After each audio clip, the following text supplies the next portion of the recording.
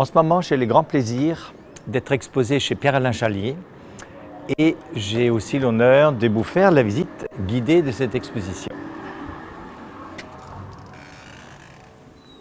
Alors, l'exposition s'articule sur deux niveaux et commence avec cette première pièce, Odysseus.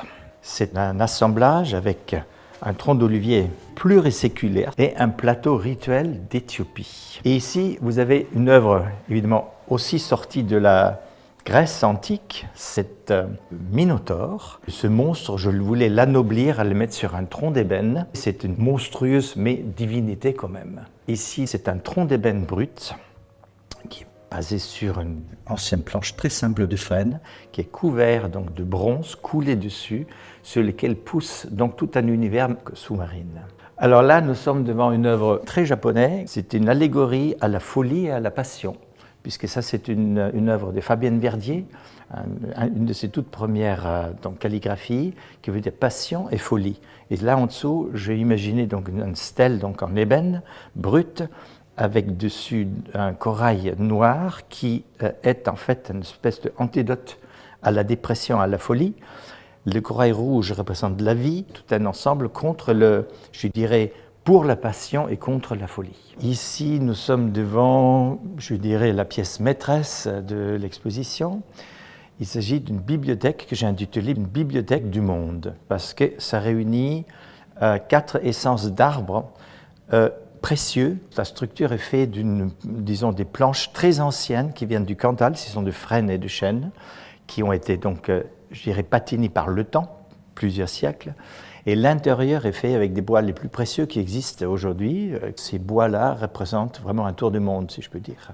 Nous arrivons vers deux pièces que j'adore. Ça, c'est un bois qui est très, très, très rare, qui s'appelle la ziricote. Ça vient du pays des Mayas. J'ai assemblé cela avec un miroir et donc des fermoirs au-dessus et en dessous, en métal doré, 18 carats, un procédé égyptien qui consiste en du métal poli et qui est ensuite doré à leur fin. Alors ici, on change d'univers, donc on va du végétal vers le minéral.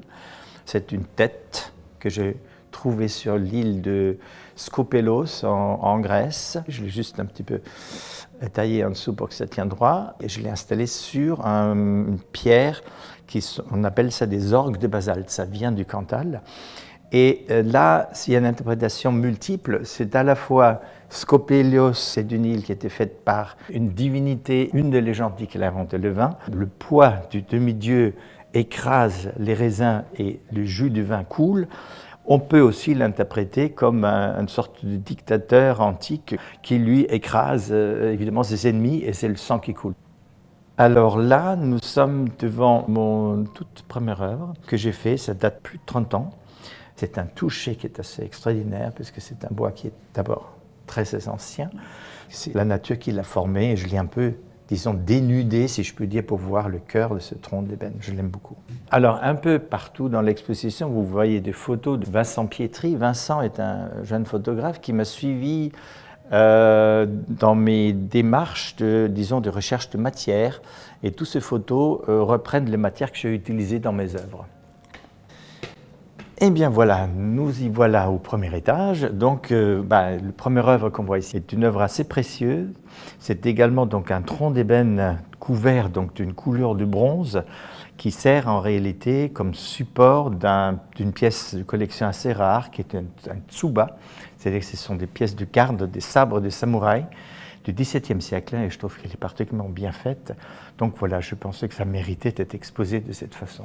J'aime beaucoup les symbolismes, disons, de l'Extrême-Orient. Ici, nous sommes devant une broderie du XVIIIe siècle japonais qui représente un phénix. Le phénix étant une divinité japonaise, évidemment très très important et très positif. Ici, en dessous également, donc j'ai mis cette console.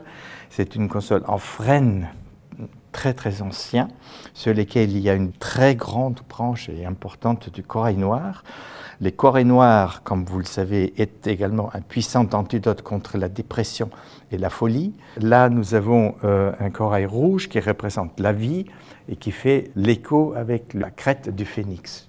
Nous arrivons vers deux pièces maîtresses. Les plateaux sont des portes des cases rituels éthiopiens. Ces rayures ici sur les portes sont également contre les mauvais esprits. On décoré les portes pour que les mauvais sorts s'écoulent et ne rentrent pas dans la maison. En dessous, le pied, on appelle le bois de fer. C'était tellement lourd et tellement important, alors j'ai décidé de le couper en planches et de les écarter avec des pièces d'ébène massif pour en faire le support. Alors, le dessus, le plateau rituel, c'est une forme assez féminin, je trouve. C'est pour ça que je l'ai intitulé La Reine de Saba. Et en face, une porte pareille, toujours d'éthiopiens, même type d'arbre, donc de bois de fer. Mais ici, c'est un peu plus masculin, donc, puisque l'incrustation de cuir, je l'ai entouré d'un petit cadre d'ébène. Et ça, je trouve, c'est plus masculin. Et donc, c'est pour ça que je l'ai appelé Nabucodonosor, parce que d'après la légende, la reine de Saba était la mère de Nabucodonosor. Cette exposition représente, je dirais, au moins 35 ans de ma vie de nomade, de ma vie de voyageur, de ma vie disons, d'être curieux. Quand l'idée de l'exposition est née, je me suis dit, voilà un voyage dans le temps, dans 30 ans, un voyage à travers le monde, puisqu'ici nous allons donc de l'Afrique vers le Japon, du Japon vers le nord de l'Écosse et vers le Cantal. C'est là où je me suis donc installé, où j'ai mon atelier et où c'est un endroit magnifique où il y a des volcans et c'est un pays encore très sain. Je voudrais que le visiteur voit ça comme un voyage à travers les temps et à travers les différentes régions et rêve autour de ces objets.